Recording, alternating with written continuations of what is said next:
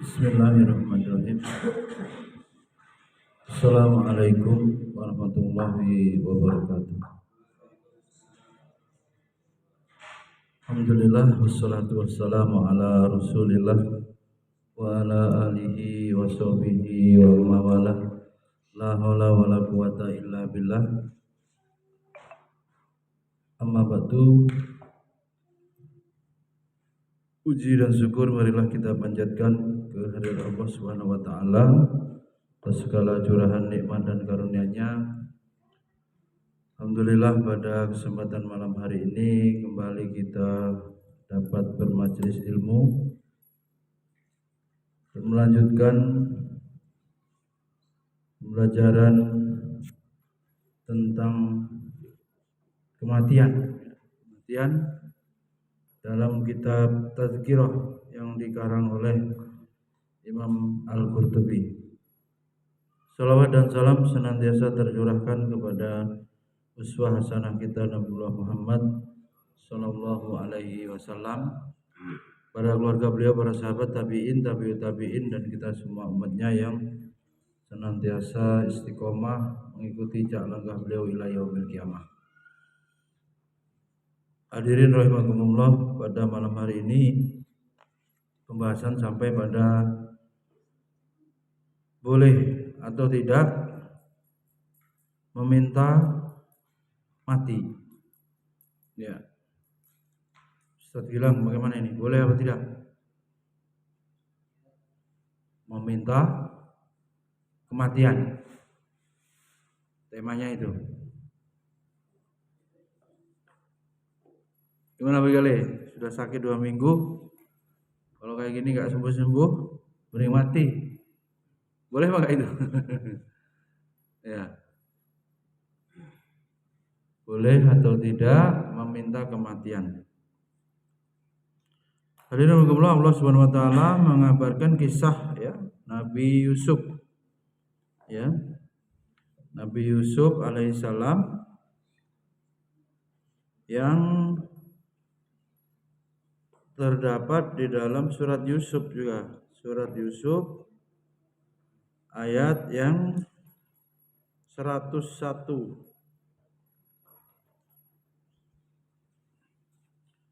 Allah Subhanahu wa taala ya menjelaskan, A'udzubillahi minasyaitonir rajim. Bismillahirrahmanirrahim. Rabbi qad ataitani minal mulki wa 'allamtani min ta'wilil ahadits fatiras samawati wal ard anta waliyyi fid dunya wal akhirah tawaffani musliman wa alhiqni bis-sholihin. Ya Rabbku, sesungguhnya Engkau telah menganugerahkan kepadaku sebagian kerajaan. Nabi Yusuf dianugerahi kerajaan sebagiannya, ini menteri ya. Dan telah mengajarkan kepadaku sebagian takbir mimpi. Takbir mimpi. Maka kemudian ya Rabb, pencipta langit dan bumi, yang Engkaulah pelindungku di dunia dan di akhirat. Di ujung ayat tawaffani musliman. Ya Allah, wafatkan aku dalam keadaan muslim. Wa alhiqni bis-sholihin. Minta digabungkan, dikelompokkan bareng-bareng bersama orang-orang sholihin.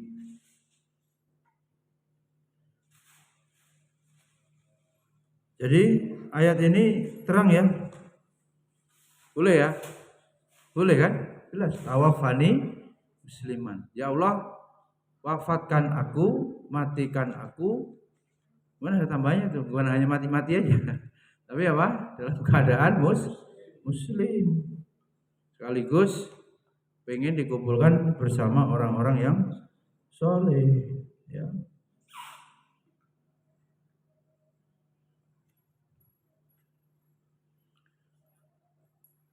kerajaan ya Mesir ya diberikan oleh Allah sebagiannya kepada Nabi Yusuf.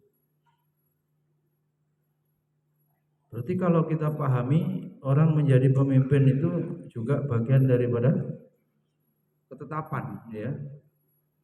Ada usaha manusia tapi pada dasarnya Allah ya memiliki kerajaan. Allah yang berkuasa. Bagaimana Birusdi itu ayatnya? Tu'til mulka man tasha wa tanzi'ul mulka mimman tasha.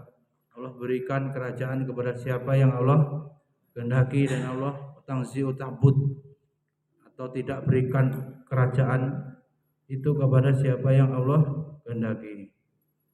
Tulijul laila fin nahri wa tulijun nahara fil lail. Takhruju minal hayyi wa tarzuqu man tasha wa tukhrijul minal hayyi wa tarzuqu man tasha bighairi hisab. Ya terserah Allah. Nah, Nabi Yusuf minta apa? Sudah diberi itu, mintanya mati dalam keadaan Islam. Tawafani muslim. Juga ada surat Maryam. Surat Maryam berarti apa? Maryam minta juga. Ya. Maryam kisahnya terdapat dalam surat Maryam ayat 23.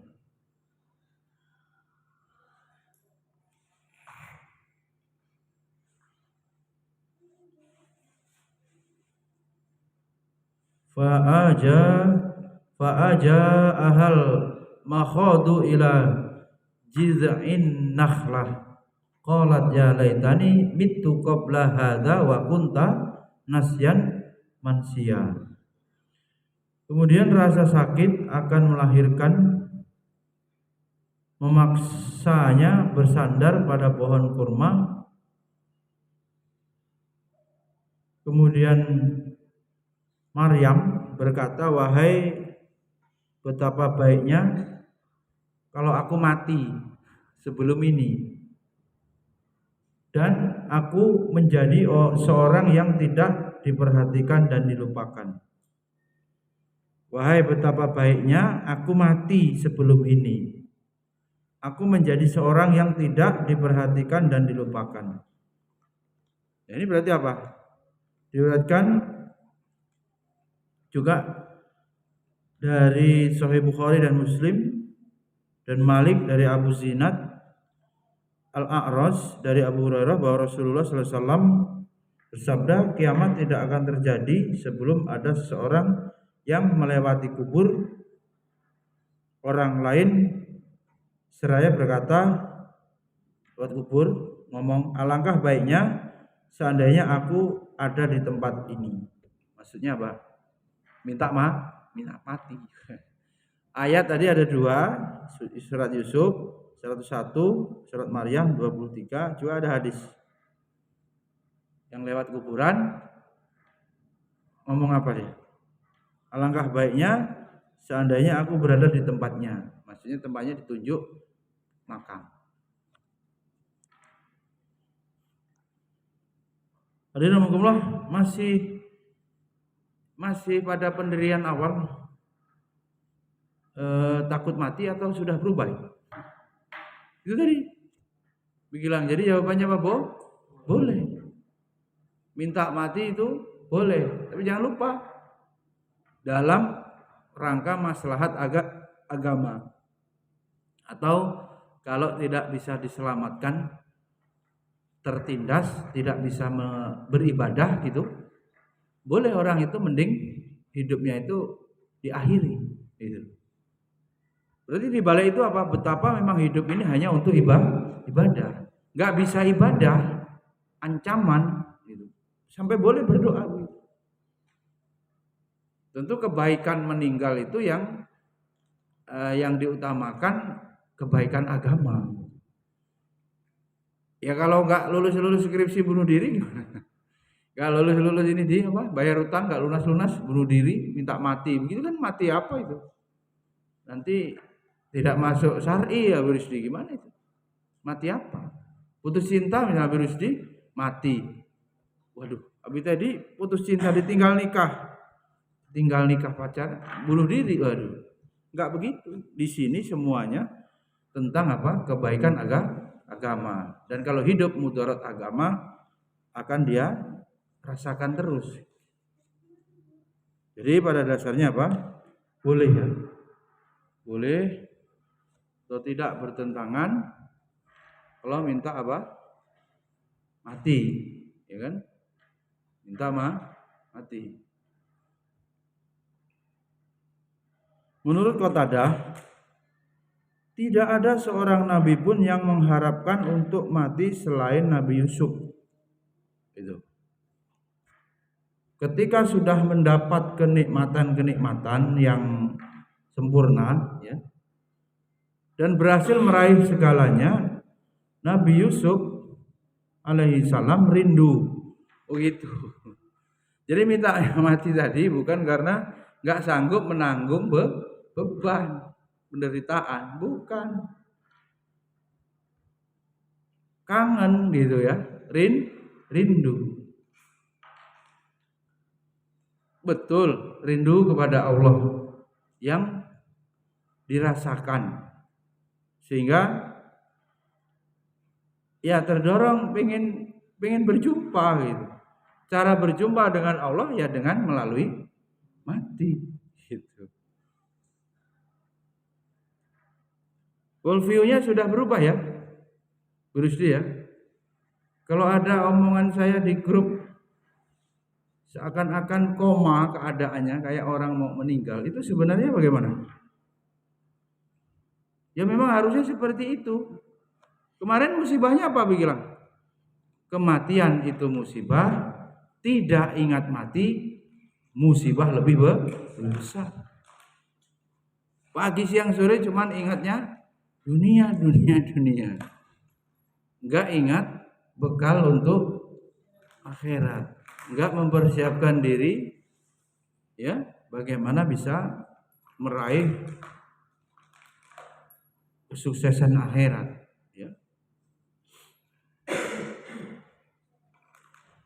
Tadi poinnya apa? Boleh meminta mati untuk kebaikan agama, dan Nabi Yusuf meminta mati itu karena rindu ingin berjumpa dengan Allah. Bersegera ingin berjumpa dengan Allah.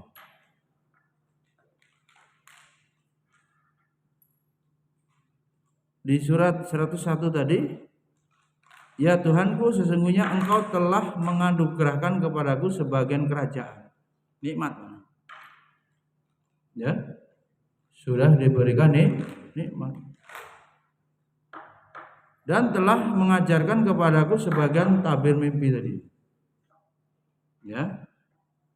Karena itulah ia sudah ingin bertemu dengan Allah. Ingin bertemu dengan Allah.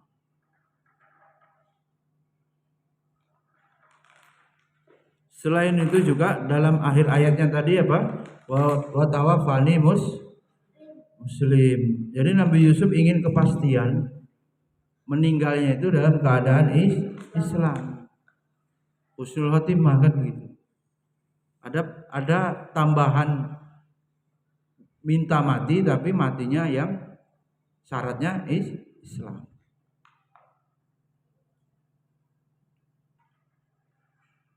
Ada dua alasan yang mendorong Maria mengharapkan mati, ini tafsirnya. Bunda Maria mengharapkan mati, pertama dia takut terus-menerus nih kan keburukan, disangka buruk dan dicela. Apa tadi? Terfitnah ya, dianggap buruk. Itu tadi kita gambarkan kalau memang tidak bisa menerapkan, tidak bisa menjalankan agama atau ibadah-ibadah ini sulit. Karena hal tersebut dapat membuat fitnah terhadap agama. Jadi pikirannya agama itu.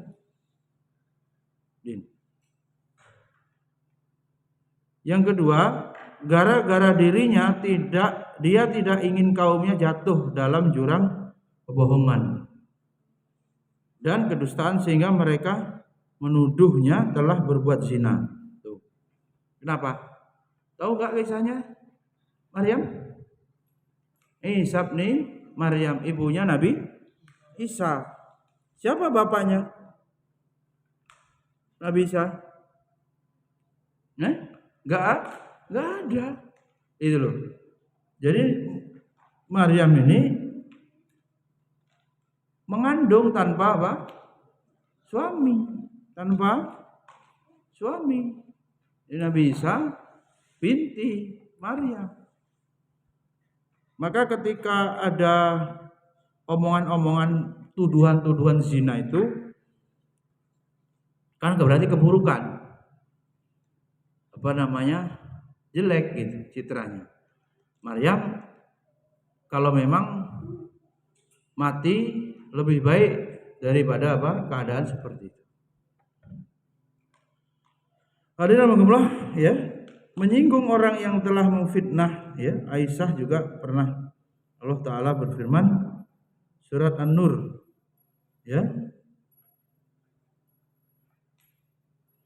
Dan barang siapa di antara mereka yang mengambil bagian terbesar dari dosa yang diperbuatnya, ya, dia mendapat azab yang besar pula.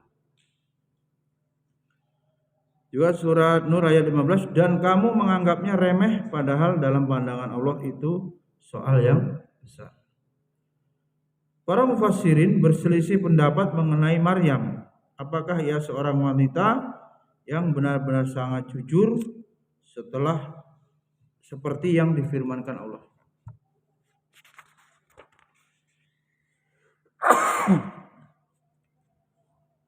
Banyak ayatnya. Dan ibunya seorang yang berpegang teguh pada kebenaran. Al-Maidah 75. Ataukah dia seorang nabi wanita seperti dalam firman-Nya, kami mengutus roh kami Jibril kepadanya. Biasanya apa? Yang ditemui oleh malaikat Jibril itu siapa? Selalunya nabi. Makanya dalam ayat ini mufassirin menafsirkan nabi wanita. Dan ingatlah ketika para malaikat berkata, wahai Maryam, sesungguhnya Allah telah memilihmu. Ini surat Al-Imran 42. Dia Maryam diuji dengan ujian yang berat, ya, berupa fitnah. Ya, di fitnah ini katanya apa? Lebih kejam, ya, dari pembunuhan, ya. Al fitnatu asyaddu minal qatl, kan begitu.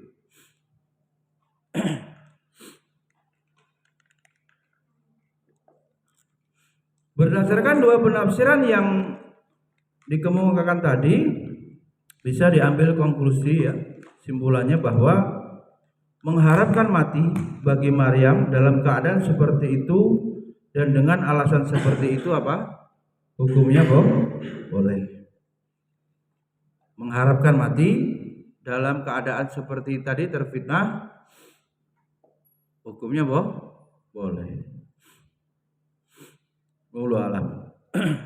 Sedang hadis Abu Hurairah tadi yang menjelaskan tentang keinginan mati seseorang yang melewati kubur tadi itu. Berjalan dia melewati kubur, kemudian orang itu pengen, ya, menjadi penghuni kubur itu. Pada dasarnya itu merupakan kabar, artinya hal itu bisa terjadi disebabkan keadaan manusia yang sudah memprihatinkan karena sudah sangat minimnya akhlak dan nilai-nilai agama. Pernah nggak kebayang sekedar ini Abi Rusdi menjaga mata sangat sulit. Hari Ahad kadang kita menjaga telinga sulit. Apa? Banyak organ misalnya, orang hajatan, jedam, jedung, jedang, jeduk. Malam Minggu, neraka dunia kan? Rasa-rasanya kita mau bagaimana itu? Sampai pada kondisi yang lebih parah dari itu lagi, itu hanya contoh tadi. Maka orang ini lebih senang kalau dia berada di dalam kubur. Lantaran apa? Kerusakan akhlak moral masyarakat yang dia tidak mampu lagi mendakwai, dia tidak mampu lagi merubahnya. Maka dia lebih memilih atau lebih bahagia kalau berada di dalam kuburan. Ya untuk apa hidup? Memakai jilbab susah, mau sholat 5 waktu diancam misalnya, diteror. Mau apa-apa sulit. Itu kemudian menjadi kegelisahan, sementara hukumnya wajib juga. Hidup dia hari-harinya berada pada posisi berdosa, kan? Nggak bisa mengamalkan ajaran. Meskipun dia terpaksa atau kondisi yang bukan kemauan dia, dia keadaan yang terjepit. Tapi ya betul juga kalau dia lebih milih mati saja selesai. Hisabnya ringan kan. Nah itu. Jadi bukan boleh minta mati tadi poinnya apa? Abi-adi, bukan karena penderitaan jasad fisik ya. Tapi lebih pada beratnya penderitaan dalam urusan agama. Ujian fitnah dalam urusan agama, nggak bisa sholat, difitnah berzina kayak Maryam. Atau kalau Abi Rusdi kalau hidup ini tidak sholat tahajud seperti kan cuma sholat 5 waktu kan nggak ada spesialnya ya Abi Rusdi ya. Muslim minimalis kan. Kalau nggak rawatib nggak tahajud kan bukan kebiasaan orang soleh kan begitu. Orang biasa saja sudah begitu. Nggak ada spesialnya kan. Coba atau dibandingkan amalan sunnah lain tahajud dengan sedekah, bagaimana Beri? Semua orang mampu bersedekah. Tapi hanya orang-orang yang beriman, yang soleh, yang mampu sholat tahajud, yang bisa qiyamul lail. Jadi amalan lebih berat, maka lebih tinggi kedudukannya, lebih istimewa kalau kita mampu melakukan. Kalau sampai pemuda kahfi seperti Abi Rusdi itu kehilangan kesempatan tahajud, kemudian merasa hidupnya ini kurang bermakna, hampa gitu. Bagus sekali kalau bisa begitu. Kalau enggak karena tahajud, kalau enggak karena dakwah, mending saya meninggal umpamanya itu. Mungkin enggak begitu Rusdi. Jadi kebermaknaan hidup karena berdakwah. Kebermaknaan hidup karena qiyamul lail. Ya.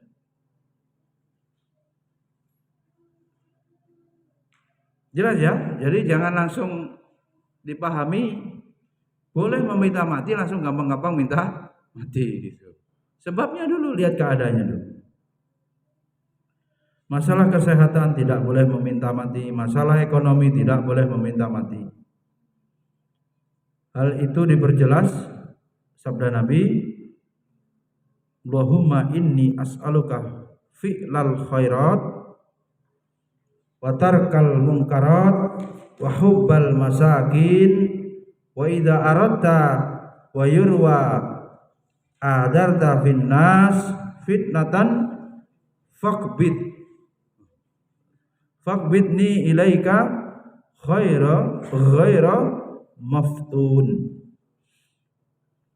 Ya Allah, sesungguhnya aku memohon kepadamu agar dapat melakukan kebajikan-kebajikan. Allahumma inni as'aluka fi'lal khairat. Ini Nabi bersabda seperti ini. Ada yang risau itu begale. Sampai ngarep betul gitu. Doanya itu isinya biar dimudahkan untuk terus melakukan kebaikan. Ada nggak dia? Umumnya kepada Allah kan menuntut ya, nggak duit, ya kan? Paling kalau sakit minta sembuh gitu. Tapi tidak berdoa minta dimudahkan untuk beramal soleh gitu, jarang. Jadi kepada Allah banyak betul tuntutan proposalnya. Yang minta apa? Beli mobil baru nih, ambil mobil nanti. Udah second kan main baru. Nikah. Nuntut terus, tapi enggak meminta dijadikan tentara Allah, dijadikan dai Allah, jundullah untuk berdakwah. Sehingga bisa mengamalkan kebaikan-kebaikan ini. Jarang. Meninggalkan juga kemungkaran-kemungkaran watarkal mungkarat. Ini mungkin ya lebih banyak orang yang berdoa supaya dijauhkan dari apa? Berbuat maksiat. Wahubbal masakin, ini jarang juga. Apa artinya? Dan mencintai orang-orang miskin. Senang ketemu orang kaya, punya teman kaya, punya kenalan kaya, apa yang miskin? Ayo jujur. Hah? Miskinnya yang betul beriman dia. Miskin yang tukang minta ditraktir nggak bener. Itu kan kayak ngemis kan begitu. Traktir dong itu kan merendahkan diri, mengiba apa? Ya mengemis gitu. Mukanya nanti nggak ada dagingnya itu di akhirat. Orang yang suka ngemis gitu. Kalau orang kaya gimana? Punya teman orang kaya. Senengnya apa? Enak ya kalau ada urus-urusan ditolong gitu ya. Gitu ya. Atau wibawa gitu apa? Temannya orang kaya enak. Yang disuruh Nabi apa? Mencintai orang-orang miskin gitu. Mencintai gitu. Kalau pemuda kahfi mahasiswa S2 yang dicari istri yang miskin apa yang calon istri yang kaya? Itu juga masalah kan? Kalau kaya istri daripada suami apa yang terjadi? Tipe-tipe rumah tangga itu kan ada rumah tangga seperti rumah sakit, ada rumah tangga seperti kuburan, ada rumah tangga seperti sekolah. Iya. Hah? Kebun binatang ya? Maksudnya bagaimana? Kalau seperti rumah sakit itu suami dan istri itu kayak dokter dengan pasien. Siapa yang dokternya? Siapa yang pasiennya? Antara suami istri. Kalau istrinya yang kaya raya, itu rawan Nabi Robi yang dikira ya suami itu kemudian dianggap seperti apa? Pasien. Dia harus datang kepada dokter. Hubungannya begitu, muamalahnya. Kedibal di istilah kasarnya ini jadi apa? Kacung. Yang ngatur itu siapa? Istri. Dokter mana bisa disuruh datang ke rumah kan? Pasiennya yang datang ke tempat praktek, ke rumah sakit atau ke tempat praktek. Yang dikira kalau istrinya lebih pintar, lebih kaya, lebih semuanya dari sang suami, kemudian suaminya aman gitu, belum tentu. Itu hubungannya seperti rumah sakit. Yang kedua tadi saya bilang seperti apa? Kuburan gimana kuburan? Berdampingan penghuni kubur makam A, makam B, apa yang dilakukan? Diam. Nggak ada apa? Tegur sapa, komunikasi nggak ada. Tidur masing-masing, walaupun di satu komplek pemakaman kan gitu. Entah bagaimana keluarga itu. Yang bagus keluarga tipenya seperti sekolah saling asih asah asuh. Di situ kemudian ada sakinah mawaddah. Kok ada Abi jadi materinya pernikahan ini. Padahal dari kematian kan gitu. Iya. Agak khawatir saya ambisi mau menikah tinggi yang terkabul kematiannya kan gitu. Entah duluan akad nikah atau duluan meninggal. Iya. Begitu. Ada sunnah berarti bergaul dengan orang miskin. Kan mencintai, gimana mau mencintai ya Abi kalau tidak berinteraksi kan? Banyak bertemu dengan orang miskin. Kalau ketemu orang miskin kan kita merasa mudah bersyukur ya. Melihat yang kawannya yang miskin itu kan dia nggak punya ini, nggak punya itu, kita punya kan gitu. Lebih melunakkan hati kita untuk mudah bersyukur.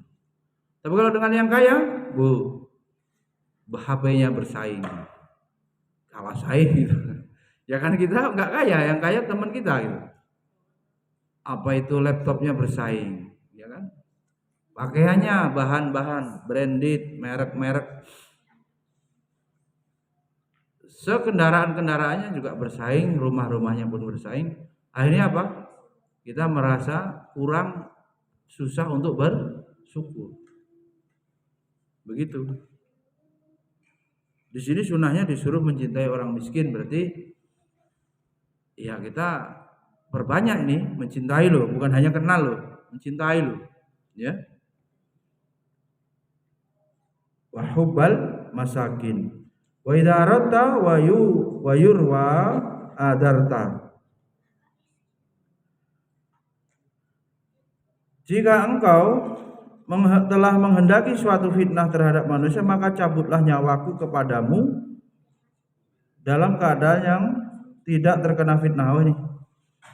Kalau Allah sudah menurunkan fitnah, orang itu terfitnah. Robi ini koruptor nih, di apa?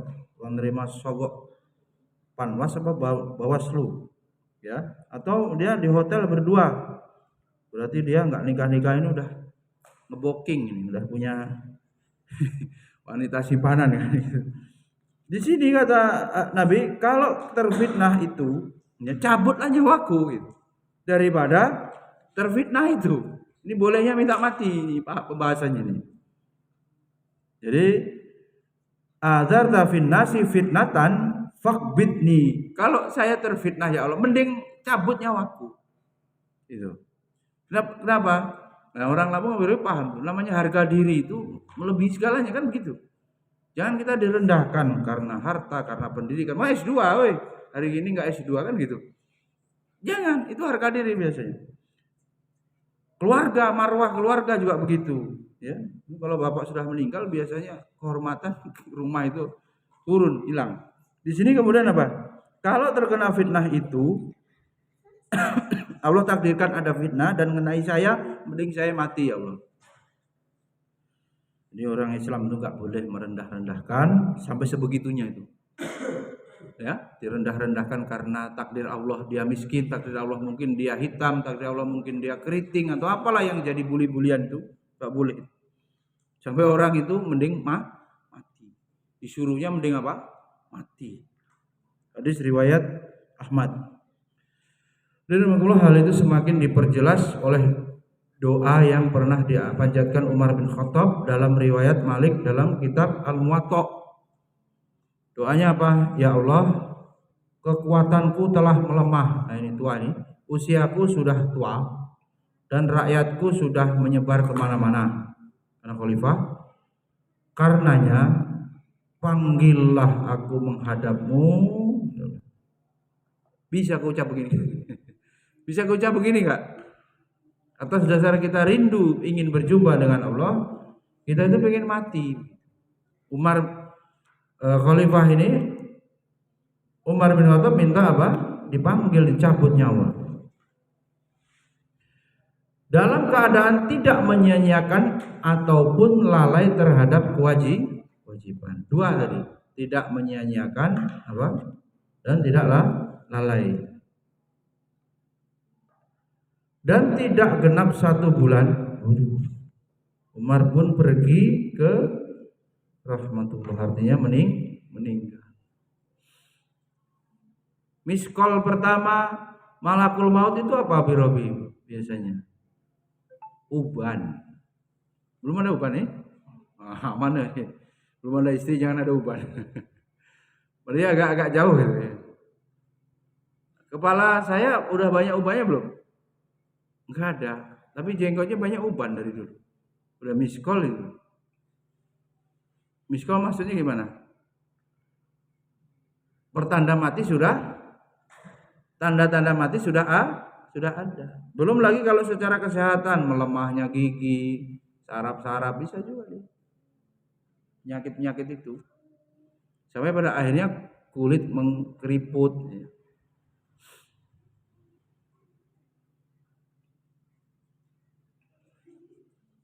Ya Allah.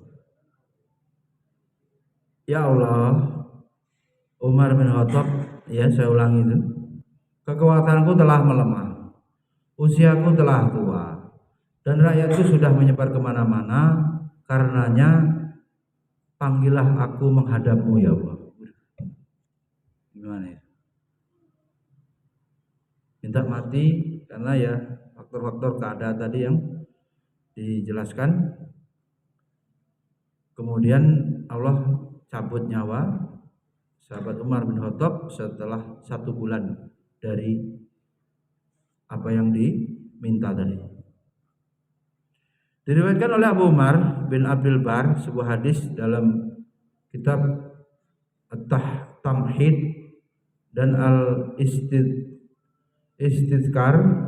dari Zadan Abi Umar dari Alim Al-Kindi, dia berkata, ketika Abu Al-Abbas Al-Ghifari duduk bersamaku di sebuah teras, dia melihat beberapa orang yang menderita penyakit taun, ini wabah.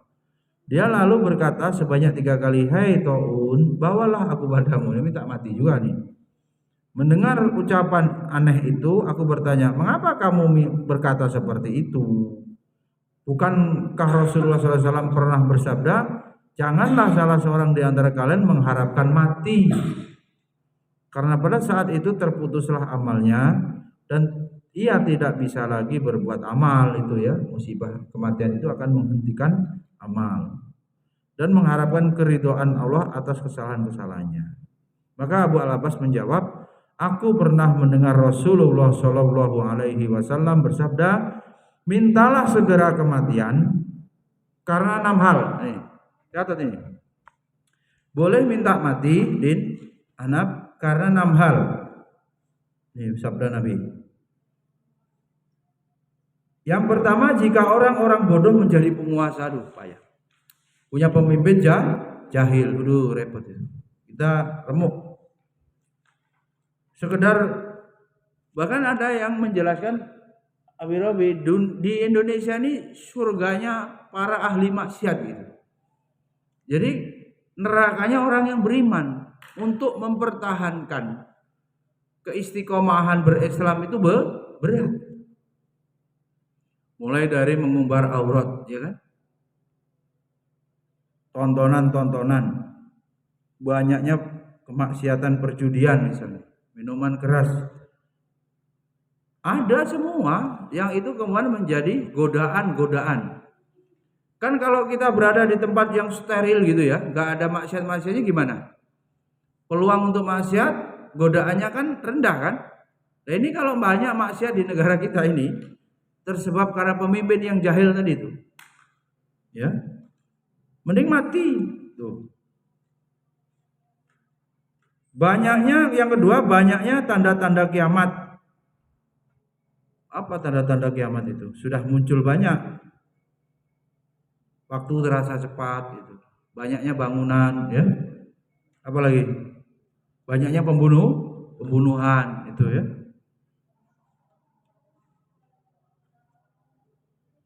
Azan belum ya.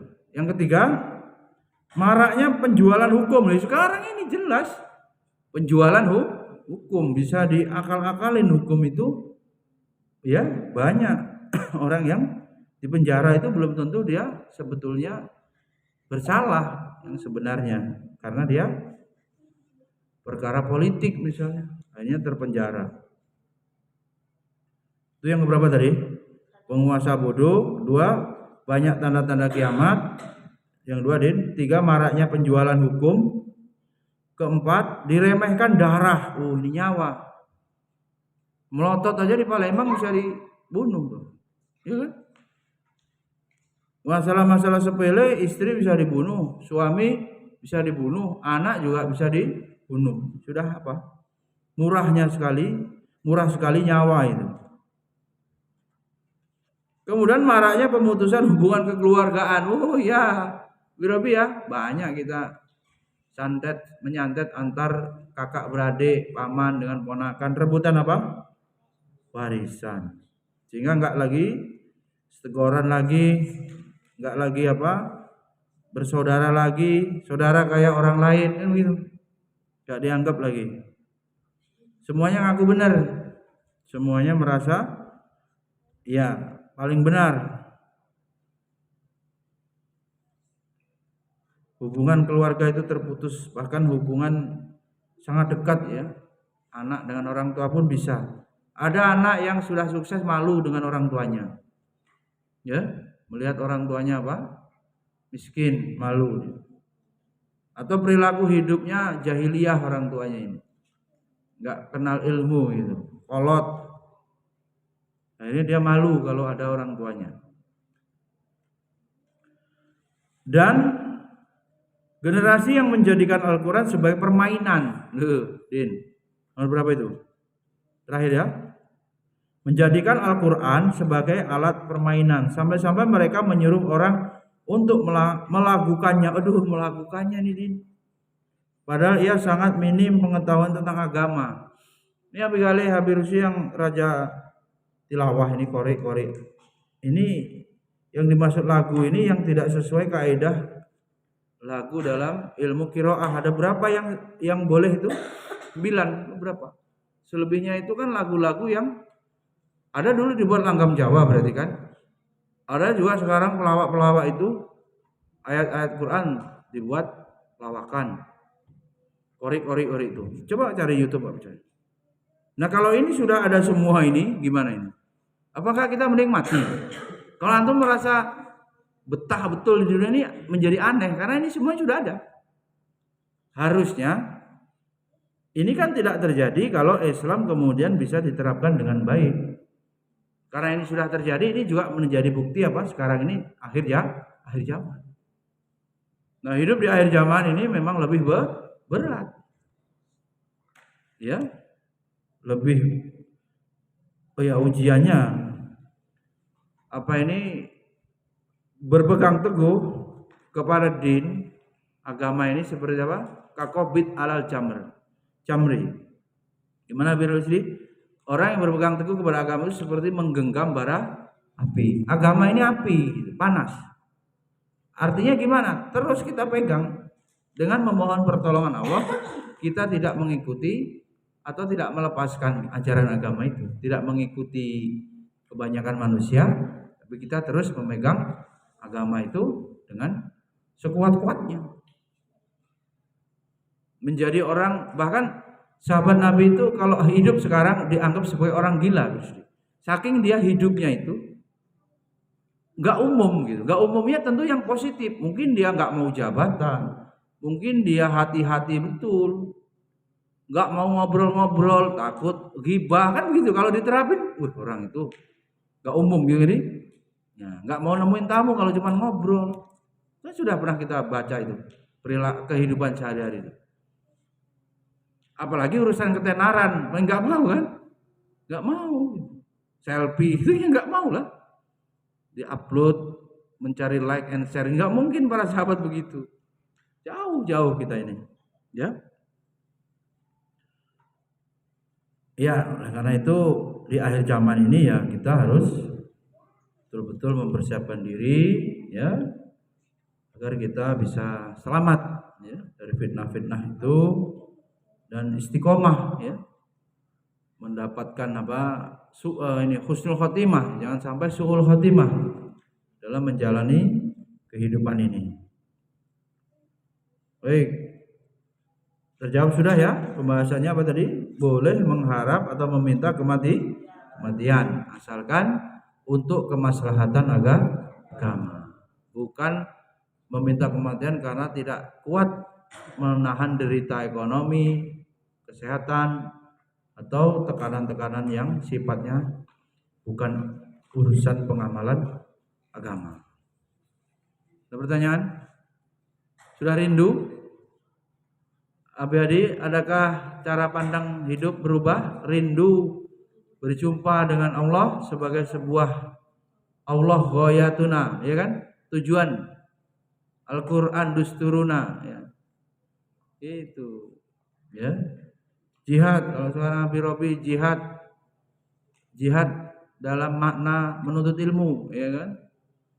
Merantau dari Kalianda City ke Bandar Lampung menuntut ilmu. Naik onta, naik apa? Civic apa Honda. Ya kan? Itu kan tergantung dan bisa bernilai apa ya, tinggal orangnya meniatkannya apa. Nah itu.